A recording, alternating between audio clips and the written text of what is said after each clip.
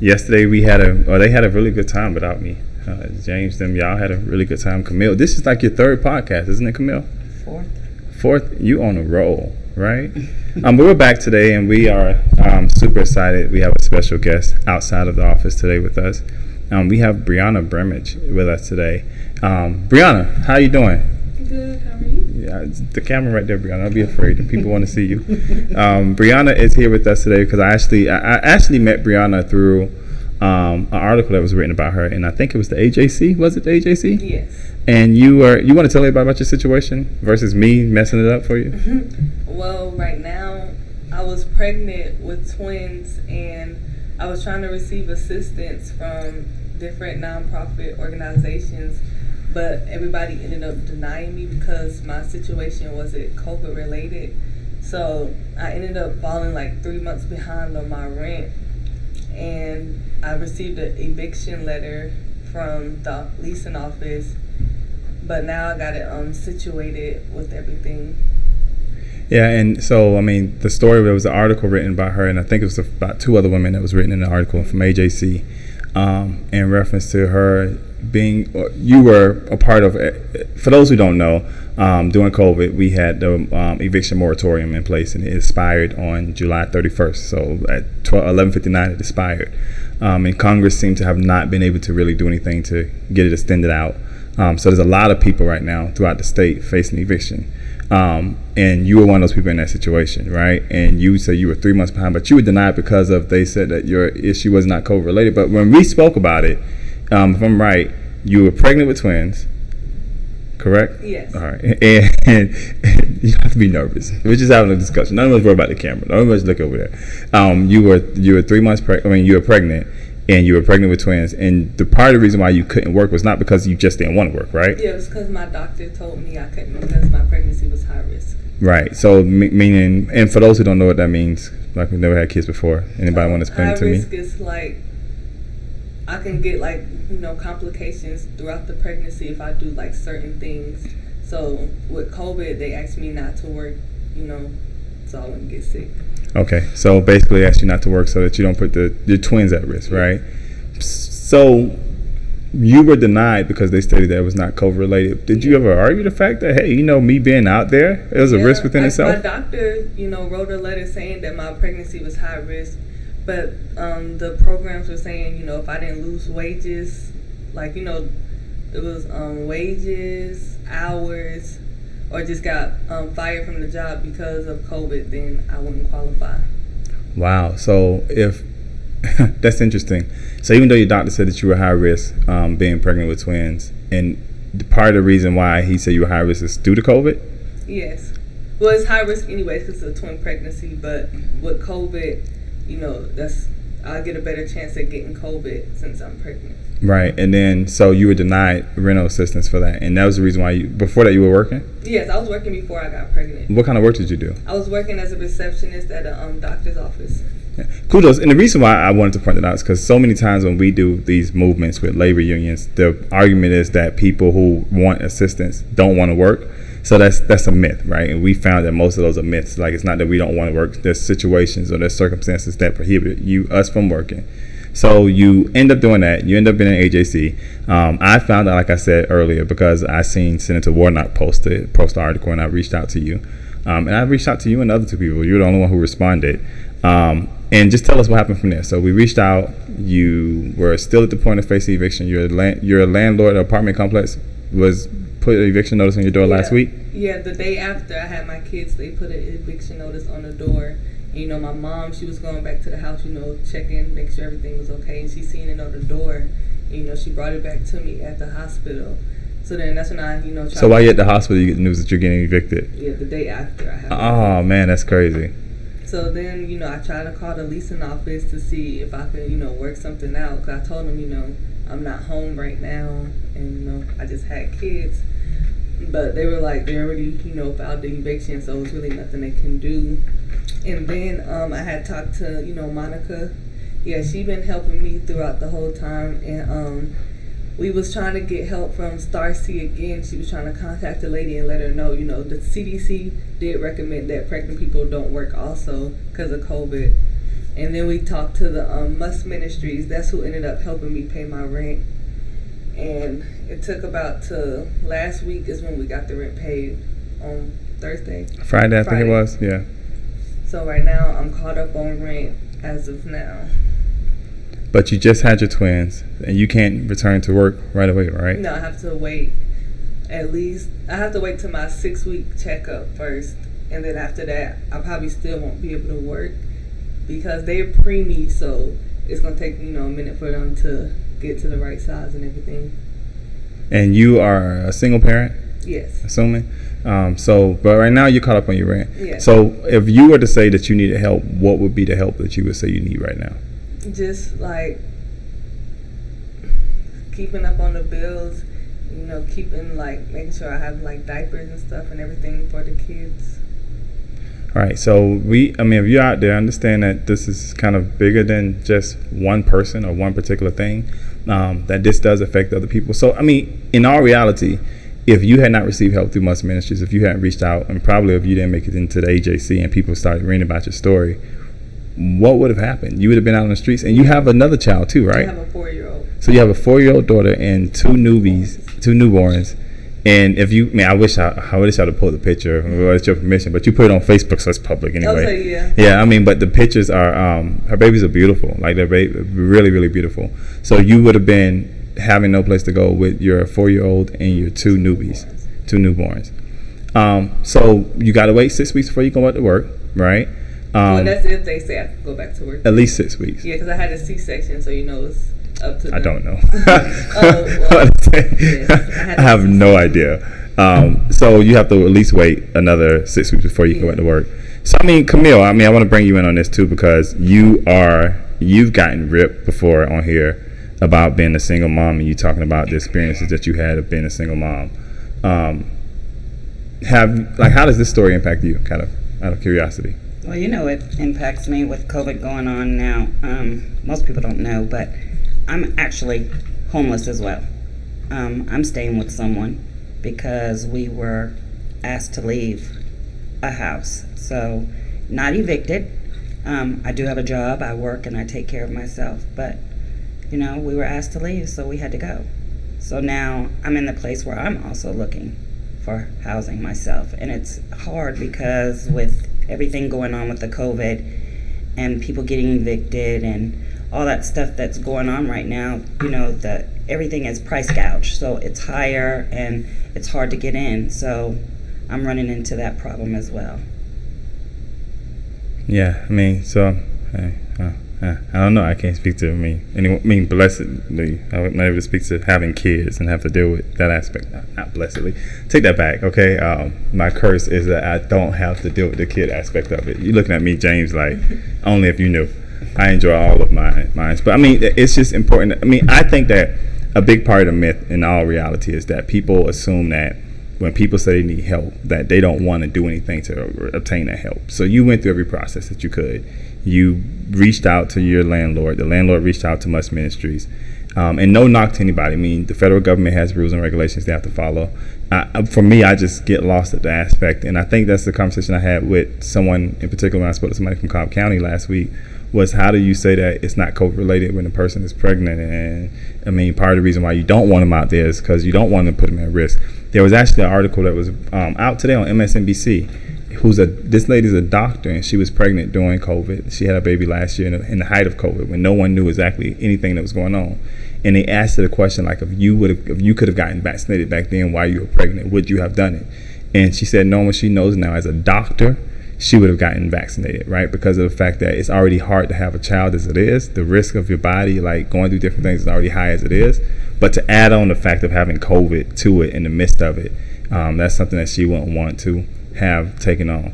So you currently are not working, but you're looking to try to work from home. Yes. Right? And you worked you was a receptionist at a doctor's office? Yes. That's not a easy job per se. It's not like, I'm saying, like, for those who out here, I'm probably gonna get ripped, but for those who out here who think that it's a myth that people don't want to work, that's not the case. Were you eligible for unemployment? Were you receiving unemployment? I applied for unemployment, but they denied me too. Why did they deny you? The letter came in the mail. It was, I forgot what it said. You forgot what it said? Yeah, I applied when I first got pregnant. Okay. So that was like last year. Yeah. Okay. And you had work before then? Say it again? You had work before then? Yeah, that's when I was working at it was right after I stopped working at the doctor's office. How long did you stop work? How long were you working at the doctor's office before you left? I was working there since I stopped in December. I was there since August of last year. Okay. So they probably was trying to say that you didn't pay enough into the system or something like that, probably. But have you had any luck with unemployment, out of curiosity? Have you tried to reach out to them? I did file an appeal, but I haven't heard anything back. And if you call up there, do they? Nobody answers the phone. Nobody answers the phone. And that's another thing. For we've been actually boycotting with the North. What is it called again? Atlantic Labor Board. Atlanta Labor Board. Sandra Williams, and they do an awesome job at that. We've been boycotting it because it's crazy to us that they've canceled unemployment benefits and told everybody that you can't get any more. But at the same time, if you go to the Department of Labor, they're shut down. They're still locked down. Most of the people, when you call them, are working from home, and you hear their kids in the background and everybody else. I mean, so how are you a Georgian? Have you been here all your life? Most of my life, yeah. Most of your life in Georgia? So you pay taxes to the state of Georgia? Yeah. How do you feel as a citizen? Like, do you feel like the state of Georgia has done what they should do during this pandemic to take care of you and your family? Kind of, but no at the same time. Like, I think for, like, all families, because, like, you know, a lot of people facing eviction this month. So I just feel like they could do more to help. Like, I feel like they should be able to extend the Moratorium? Moratorium, yeah. I feel like they should be able to extend it. Because I know, like, you know, they do have the option to. I feel like they should be able to, because it's a lot of people facing eviction. So if you could say one thing, because I actually, believe it or not, there was an article in DeKalb County yesterday. A judge just actually extended the moratorium in DeKalb County, I think, until the end of September. He just extended it. And we do know that the local government does have the power in the state of Georgia to extend it. But I don't know. I stand in the middle. Because, like, I hear people's stories, right? I hear the stories of people who say, like, I need help with my rent assistance. I haven't been able to get help. And the reality is, I'll use Cobb County as an example. You're Cobb County residents, right? I think that the number that came out is that Cobb County has only used 35% of the rent assistance funds that they received from the federal government. So that means that there's a whole nother 65% of it still available. Some of the counties have not, some of the states have not figured out a good way to actually put the money back into the community. So I get that part. But I also get it from the other side, where people who are empowered to make these decisions say, well, what do you do with the parent who literally just chooses not to pay rent? Like, they're working, they have a job, they just say, hey, you know what, forget it. And how do we not punish landlords for the negligence of some people, but at the same time not hurt people who actually really, really need the help? And so I get it from both sides. At the same time, though I don't think it helps during a pandemic to have another pandemic of people going homeless because of not being able to afford it. Let me ask you a question. So Cobb County is one of the interesting counties, right? For the fact that we have a chief magistrate judge named Judge Brendan Murphy. And Judge Murphy has been recognized nationally for how he has dealt with the pandemic and how he has dealt with evictions. He was actually just on last Friday or Thursday, he was just on a Zoom with the White House that they broadcast, where he talked about some of the programs he implemented. So tell us, like, when you got your eviction notice or when your mom found it, did they give you a list of resources that was inside the eviction notice saying where you can reach out to for help? Yeah, they did attach that to the front of it, yeah. Okay, and you reached out to everybody on that list? It was the people who I already reached out to, like Must Ministries, Starcy.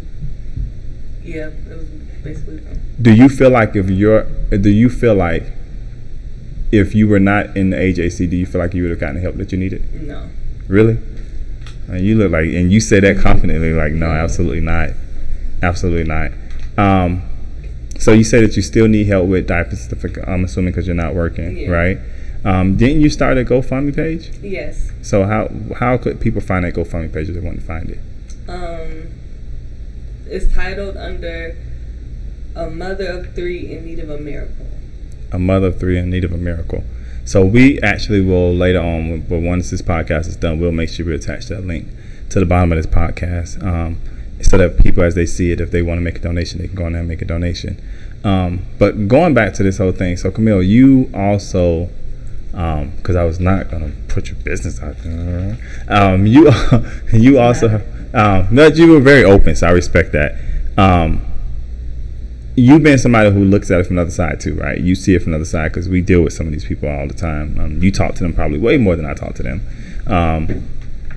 How do you feel about like how unemployment is, how they're doing unemployment? How do you feel about now that we hear a story of somebody who's been impacted? Because I mean, it's different when we go out there and protest with people who have been impacted by the system as well. But when you come close to someone and they actually hear the story of, hey, I applied for unemployment, I did everything right, and they still told me no, and because of them saying no. And let me ask you a question, Breanna. If you had gotten unemployment, would you have fallen behind on your rent? Yeah, because it probably wouldn't have approved me, for. I mean, if you would have been approved, would you have fallen behind your rent? Because they don't give us so much weekly. But I mean, what wasn't they giving like $300 plus whatever you get a week?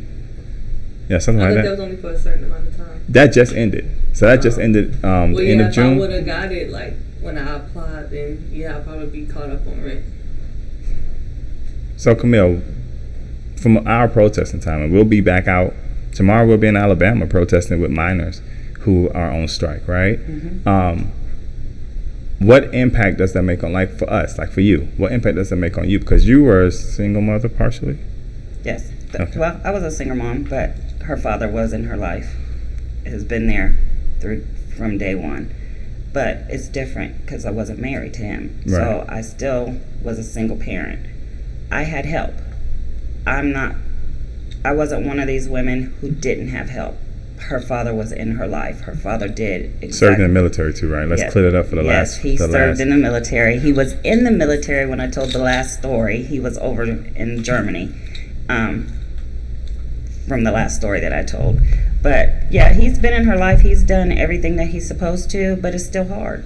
Right. Being a single mom, it's still hard. There were certain things that I had to do, and I just had to do them to make sure that my daughter was taken care of the way she was supposed to. I had a lot of help because I had family as well that stepped in and helped where help needed to be helped, where I needed the help at. I always had family there, so I'm not in your situation. So I understand, but then again, it kind of makes me angry with the unemployment because these people are waiting for their money. They haven't gotten any. People are losing their cars, their houses. Some people are losing their children. Yeah. Because they can't feed them. They can't do what they need to, so the system is coming in and pulling them away from their families, and to me that's wrong. And we have been protesting down at the Department of Labor, and the doors aren't open. So who's doing the work? Who's putting in the time to make sure that these people get the money that they're actually due? So yeah, it makes me kind of upset hearing the stories and being in it when we're down protesting and hearing the people come in and say, what's happening to them, and it doesn't seem like anything is being done. Yeah. So I mean, my thing is that I would have to just say, like, from our perspective, it's just that, like, I do agree. I feel like the system it needs to be better. I feel like the system, so we can all agree that the system needs to be better. They need to figure out better ways of putting the money back out into the community.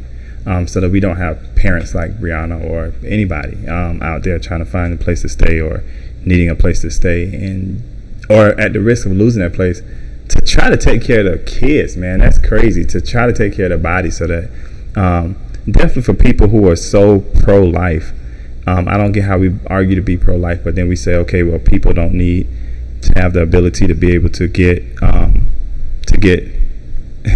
yeah, okay, to be able to get to be able to take care of their body, we can take care of their unborn kids. I don't know how we have that argument. So I do want to encourage anybody who's seen the show today to check out Breanna's GoFundMe page, and like I said, we'll put the link at the very bottom. And for those who are out there, we want to continue to challenge the government, the state of Georgia, the counties, the different counties, do whatever we can do to help people who are out there facing eviction, because at the end of the day, we don't want to start another pandemic in the midst of a pandemic. Another pandemic being that people are homeless because they have no place to go. And I remember, I think when you told me this, and I think somebody else told me that when you guys were looking for apartments, a lot of apartment complexes are full, and they're telling you like, oh, but give us to the end of August or give us to the end of September and we'll have apartments. Why? Because they're predicting that people are going to be evicted. and that they'll have open space during that time. So we want to just encourage people that to hear more stories like this, to kind of understand where people are coming from, and to understand that if it had not been for the grace of God, literally, it could be any one of us, right, who are homeless out there. So I mean, I thank you, Breanna, for coming and telling your story today. We're going to try to do as much as we can to make sure that you get the help that you need for your babies and for yourself, and try to help you see if we can find you something to at least allow you to work from home and during that time. Oh, my mic don't left me. During that time. But thank you for coming in today. Thank you for doing this podcast. And we'll be back. Well, we won't be here. We'll be live tomorrow, but we'll be live from Alabama tomorrow as we go out and protest with the North Georgia Labor Union or something. Labor Board. The Labor Union. North Georgia Labor Union. We'll be there with them in Alabama tomorrow. So we'll be live on Facebook. We won't be doing the podcast tomorrow. But thank you, Breanna, again for coming by and telling your story. And hopefully those who commented on her story will, find ways to help. So we're reaching out to everybody. If you can help her, go to the link that's at the bottom of this podcast, and you can see how to give to her GoFundMe so that she can continue to do what she needs to do for her family. Thank you guys for tuning in today, and remember that we can do a lot better when we try to build better together versus trying to do it apart. Bye.